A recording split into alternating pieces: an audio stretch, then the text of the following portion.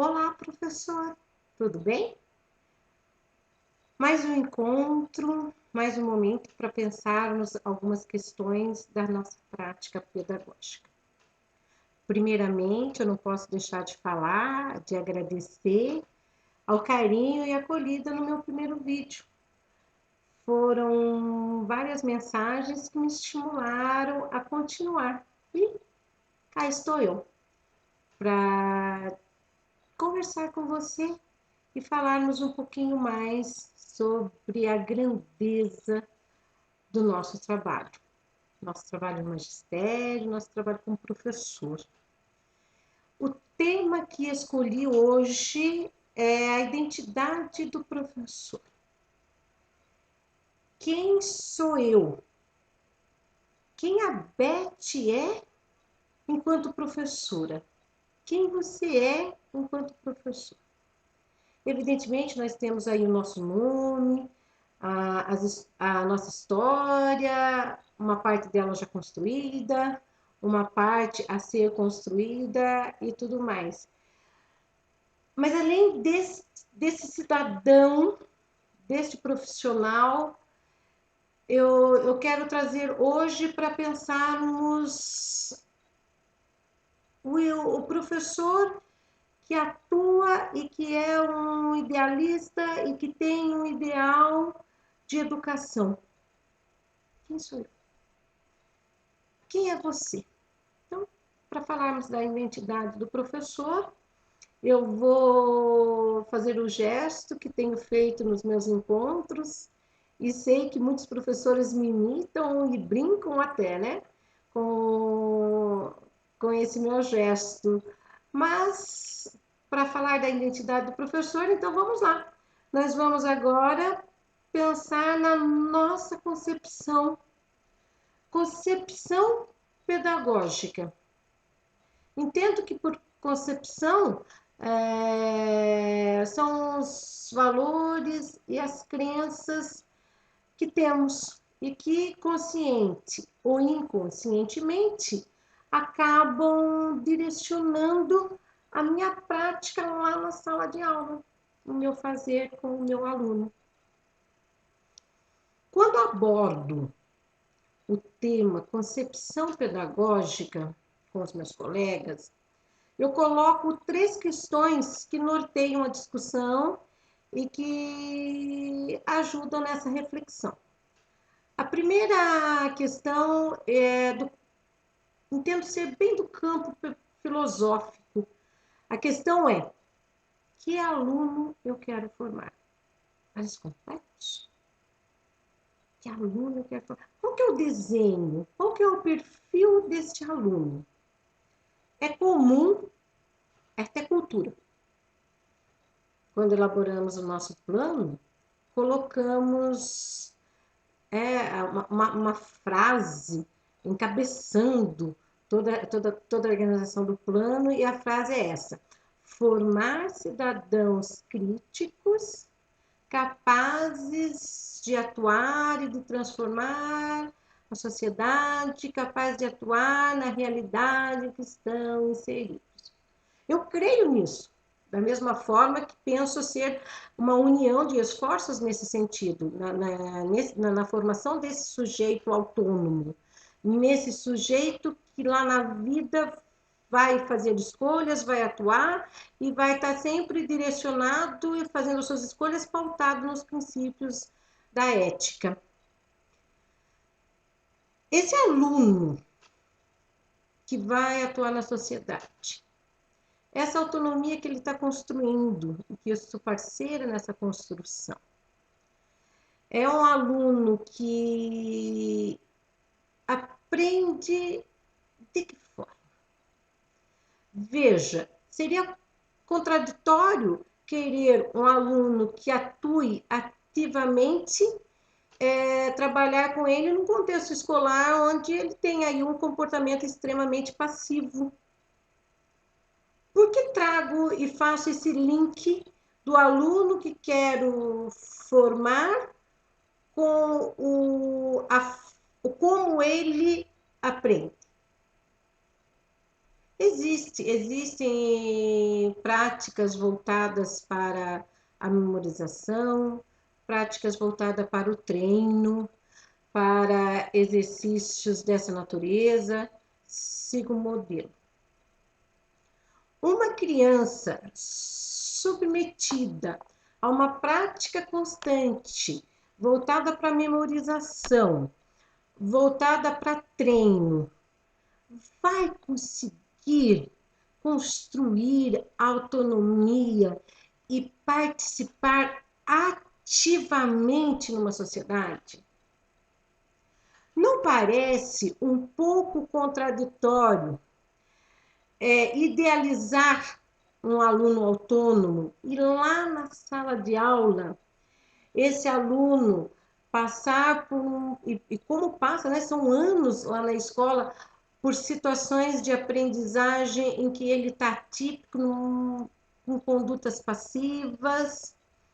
Não me parece que as coisas estejam em harmonia num trabalho dessa natureza, que se pensa uma formação e que lá no dia a dia está um pouquinho distante dessa formação. Agora, então, veja, já dá para a gente pensar uma outra questão. Se eu quero um aluno ativo, atuante, com desenvolvimento de criticidade, eu preciso agora pensar, estudar, entender, construir o meu conhecimento acerca de como é que esse aluno aprende. Como se dá o desenvolvimento cognitivo desta criança. Não tem como, o tempo não será suficiente e nem é a minha intenção aprofundar, mas penso ser necessário que a gente faça aí menções a algumas teorias que juntam os pesquisadores, os estudiosos em algumas escolas. Falemos então de uma escola comportamentalista. A escola comportamentalista é a escola que crê, a concepção, a crença está alicerçada no fato de que o meio é determinante no aprendizado de uma criança. Não vamos negar que ele exerce sim, exerce influências, mas daí a acreditar que as condições do meio chegam a impossibilitar o aprendizado, me causa um certo desconforto e penso que também causa você. Esse aluno que está no meio que favorece, que tem mais recursos, ele vai aprender mais, enquanto que um outro oriundo está aí condenado a não aprender. Não acredito nisso. Não acredito nisso porque os estudos aí do campo da psicogênese e do campo do conhecimento, as pesquisas de Piaget têm uma comprovação científica, uma frase que gosto, que norteia bastante o nosso estudo sobre isso, é a frase dita por ele, né, pelo Jean Piaget: nasceu gente é inteligente. Então, veja, nasceu gente, tem uma condição, uma herança genética que o torna o sujeito capaz de aprender. Então, tem uma capacidade, tem um potencial que precisa ser desenvolvido. Esse potencial não está no meio, mas é uma condição genética. Evidentemente, não quero defender, o propósito não é isso, nenhuma corrente natista, mesmo porque o extremo, o pensar erradicado nessa questão, né, fixado mesmo nessa questão do natismo, corre o risco de construir aí uma pedagogia do espontaneísmo. Então, tem esse potencial e, naturalmente, ele vai se desenvolver. A gente acaba por lembrar um pouquinho do conteúdo do vídeo anterior, que falou exatamente do estalo. Então, tá tudo lá arrumadinho, quietinho, num determinado boom. determinado momento, aflora, desabrocha. Não penso ser dessa forma, não acredito e não defendo esse natismo, da mesma forma que não tenho grandes simpatias aí pela questão do comportamentalismo. Então, veja, se o meio exerce uma influência e se esse sujeito tem um potencial genético de aprendizado, uma escola que vem trabalhar com essas questões com uma harmonia muito grande é a escola cognitivista, que entende sim esse potencial desse aluno, daí a preocupação dos teóricos no sentido de como é que ele aprende. O ensino não é o foco principal, como é que ele aprende, as questões da aprendizagem são mais importantes, né, numa escola cognitivista. E essa escola, ela dá um peso, ela dá uma importância à questão da mediação. Então, quando a gente pensa em uma escola cognitivista, que é o meio termo aí, que está contrabalanceando o comportamentalismo e o natismo, essa escola cognitivista ela tem aí uns expoentes, os teóricos expoentes, como Jean Piaget, o Vygotsky, Emília Ferreiro, né, com a psicogênese da língua e escrita, e que enfocam, que chamam a nossa atenção para a questão das intervenções. Então, veja, escola comportamentalista, escola inatista, escola cognitivista, dão respaldo para entender um pouquinho a psicologia do desenvolvimento da criança. Tá. Definido que aluno quero formar, o entendimento de como se dá o desenvolvimento cognitivo desse aluno. São questões da psicologia da educação. Falta agora discutir formas de trabalho para mediar e ajudar no desenvolvimento desse potencial. Pronto. Adentramos o campo da didática. Com relação às formas de trabalho, eu tenho um cuidado, por vezes, até extremoso em abordar a questão dos métodos. Para mim, o melhor método é aquele que continua dando certo. Só o professor, lá na sala de aula, vai saber o momento exato de trabalhar de uma forma, trabalhar de outra forma, sempre atento às necessidades do seu aluno.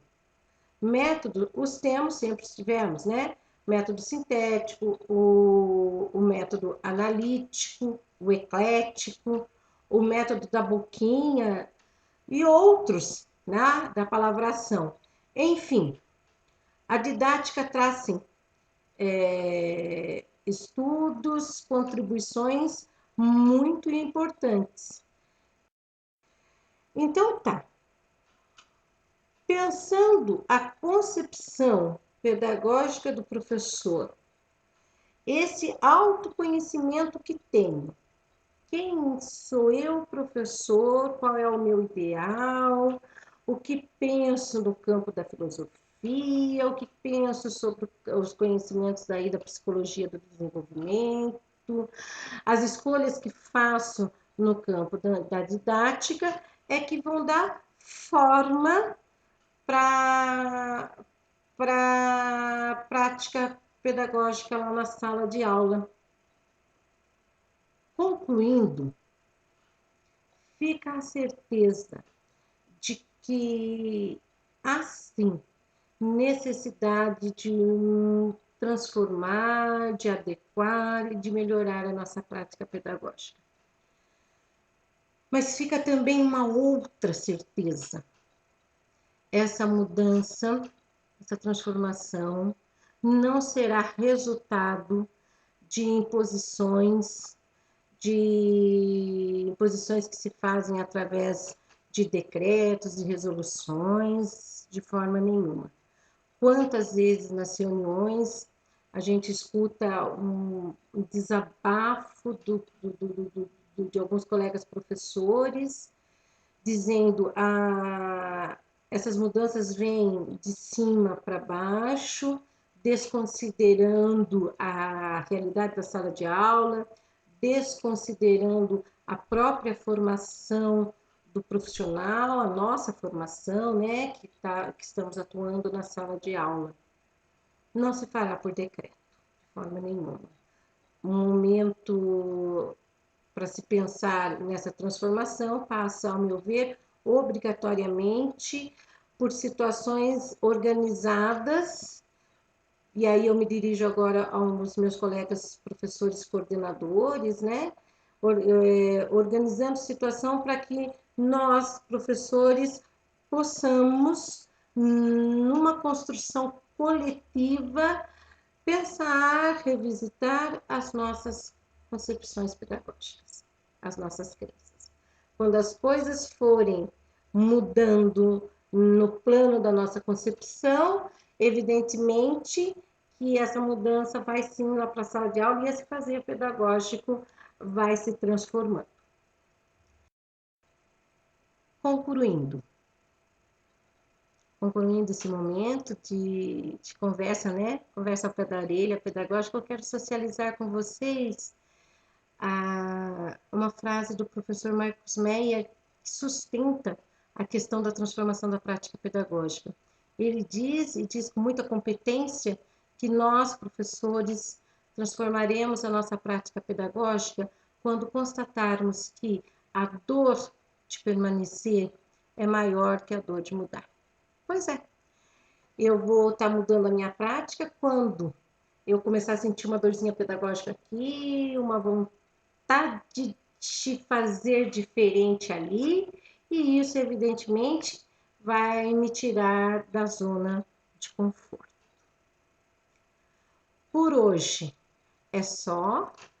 Eu tenho recebido sugestões de temas para abordar com vocês, uma delas diz respeito à questão das hipóteses de escrita. Eu pretendo sim falar sobre isso, mas escolhi primeiro pensar junto com vocês nessa nossa identidade. Nessa identidade que me faz defender ideias, que me faz trabalhar lá na sala de aula, buscando a formação desse cidadão. E para terminar, antes de dar o meu tchau, eu deixo aí o meu gesto para vocês. É preciso que as coisas mudem primeiramente na nossa concepção e, consequentemente, esse fazer na sala de aula vai ser transformado. Então é isso. Tchau.